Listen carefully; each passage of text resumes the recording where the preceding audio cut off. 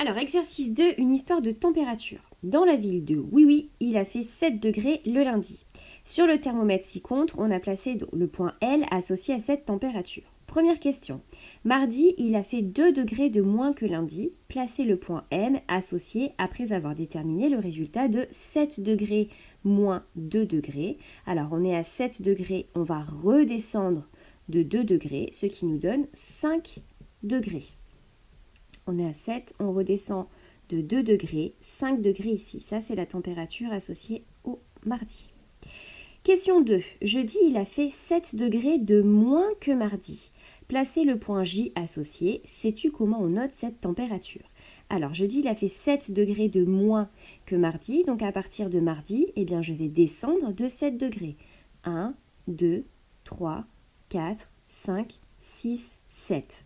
J'arrive à 7 graduations ici. Et tu vois que cette graduation, eh bien, elle est 2 graduations en dessous de 0. Eh bien, cette température, on la note tout simplement moins 2. Ah, donc on va dire mardi, il a fait moins 2 degrés. Question 3. Notez la température sur chaque graduation en dessous de 0. Alors, une graduation juste en dessous de 0, eh bien, ce sera moins 1. 3 graduations en dessous de 0, moins 3, moins 4, moins 5, moins 6 et moins 7. Question 3.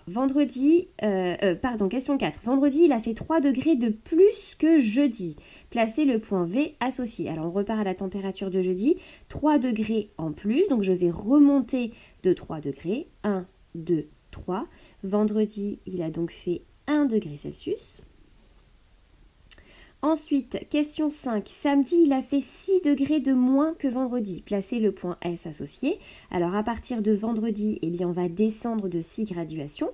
1, 2, 3, 4, 5, 6. Et on arrive en moins 5 degrés Celsius.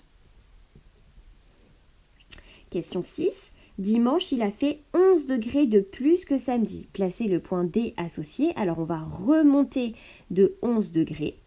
1, 2, 3, 4, 5, 6, 7, 8, 9, 10, 11. 6 degrés pour le dimanche.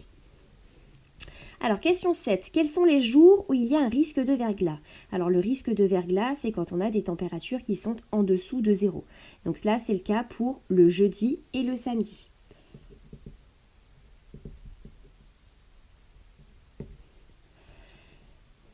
Enfin bon, ceci dit, quand il y a 1 degré, la route peut être quand même un petit peu dangereuse aussi.